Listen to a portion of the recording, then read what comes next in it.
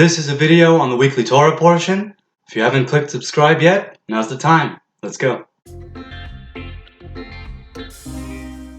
In this week's Torah portion, we see more of the character of Jacob as he develops.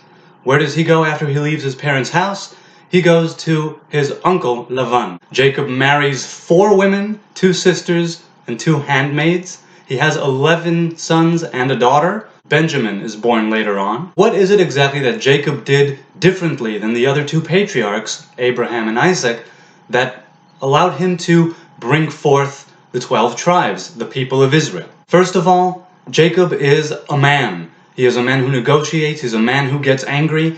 In this week's Torah portion, we see how he negotiates with God in the beginning, and he tells him after he has his dream with the ladder, the famous dream, he makes a vow and he says, if God is with me, if he keeps me, if he gives me clothing and food, and he brings me back to my father's house, then the Lord will be my God. Jacob is more of a realist. He understands that there are perils, there are dangers, and he's looking for protection. Furthermore, Jacob is interested in making things right.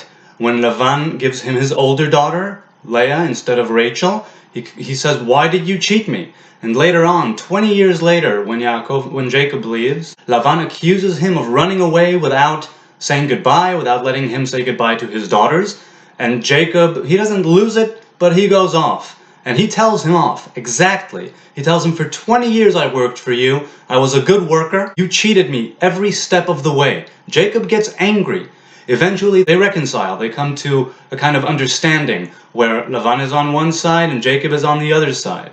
And Lavan tells him, I'm asking you to treat my daughters right. Jacob is very much a man, and we see his character develop as his story continues. Because Jacob was such a well-rounded character, firmly grounded in the earth, in the material world, he was a very spiritual individual.